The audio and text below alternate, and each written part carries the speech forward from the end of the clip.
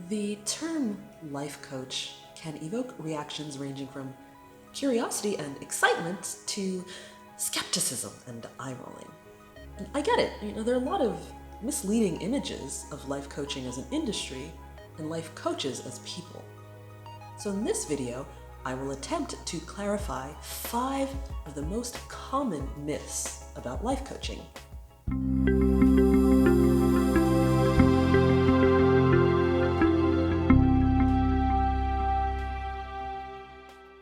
Hi, I'm Leslie. I'm based here in Brisbane, Australia, and I am a life coach. Which right away probably screams bias when it comes to this issue, but hear me out. I spent many years teaching critical thinking skills professionally. So I always encourage examining ideas in depth and not simply accepting things at face value, especially when it comes to personal development. If you're considering hiring a coach, you need to talk to that person before making any commitment to working with them. So examining these myths can help you decide what kinds of questions to ask that person based on what you think is important to you. And if someone you love is working with a life coach, this may help you understand a little bit more about what they may be getting themselves into. Okay, myth number 1. Life coaches simply give advice which people should be getting from family or friends. First of all, life coaching is actually not about giving advice. A qualified life coach is a facilitator. We do not tell you what to do or make your life decisions for you.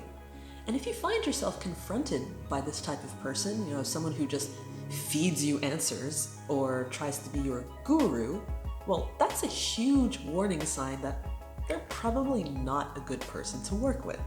The role of a qualified life coach is to help you really examine your current situation, which we do by listening very closely, by cutting through the noise and connecting the dots. One thing I do a lot with my clients is ask a lot of different types of questions. Open and closed questions, identification questions, funnel questions, guided questions, probing questions, and so on.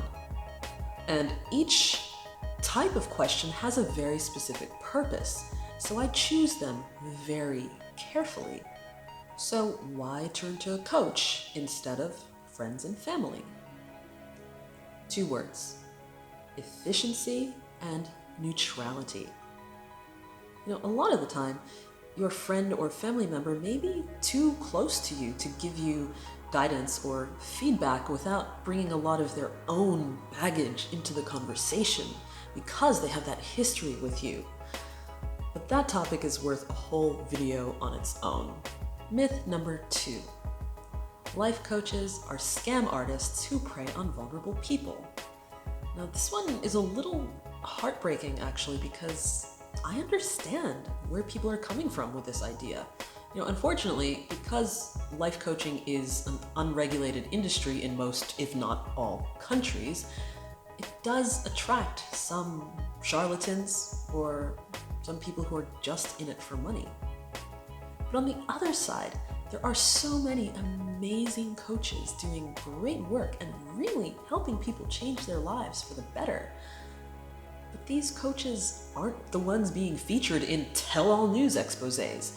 And, regardless of what kind of coach someone is, unless there's someone like Tony Robbins or Iyanla Vanzant, most people who aren't clued into the industry will probably never hear of them. It would be great if there were one credible, definitive list of good coaching programs versus predatory coaching programs, but it simply can't be that black and white. It's a spectrum. And one reason for this, for better or for worse, is that what one person may see as a predatory program may actually be bringing some benefits to the people who support it. Benefits that to them outweigh any risks or losses they've encountered through it. I'm not saying that you shouldn't try to intervene if someone you love is being drained financially or exhibiting some sort of worrying behaviors, but where to draw that line is way too complex and way too contextual an issue to fully unpack in this video. And there are definitely programs out there that some people love that I would never commit to myself. For example, anything with a heavy focus on recruitment. Do your due diligence and beware of anyone who claims to have the one definitive key to enlightenment, because everyone's context is different and everyone's needs are different. A good coach will recognize that and work within your context. Myth number 3. Life coaches are just a bunch of new age pseudoscientist hippies. Every life coach is different, just like every client is different. Some coaches do draw heavily on spiritual practices or alternative healing methods, but there are also coaches, like me, who generally take a much more pragmatic approach. That's not to say that I have something against spirituality and alternative healing, but those things aren't part of my personal practice, so I don't use them as tools with my clients. But I do keep a very open mind about all of these kinds of things, because for one thing, it is not my client's job to try to convince me that something works. It's my job to understand my client and where they are coming from, like what language they speak. And that is the best way I can work with people who have, various kinds of ways of looking at things. And my clients who have different spiritual or religious practices even that I myself don't have a history in, they introduce me to things that are really interesting to read about. So, I learned something from them and everybody wins. Myth number 4. Life coach training programs are bogus and therefore it's all BS. Now, it's true that there are some life coaches who have had no training in how to coach people. And coaching certification programs vary tremendously in terms of their length, their thoroughness, and their overall credibility. Some certification courses may only last a few hours and involve no practical assessments or human contact whatsoever. But at the other end of the spectrum, you have master's degree programs from accredited universities. And there are a lot of options in between, diplomas or other kinds of certificates that vary from country to country. But any coach that you're considering working with should be quite happy to explain what their training entailed, and if their training was officially approved by the ICF or the International Coaching Federation, then that's a really good sign that they're a well-trained coach. And most coaches will also have qualifications in other areas that, again, they should be quite happy to tell you all about and how those qualifications impact their coaching practice. Myth number 5 might be my favorite. To be a legitimate life coach, you have to have a perfect life and be super successful. No one's life is perfect, and one person's idea of perfection or success may not be the same as someone else's. And aside from that, the purpose of life coaching is not to instruct people how to mimic someone else's life. I think one reason this myth is so pervasive is that a lot of people confuse coaching with mentoring or consulting.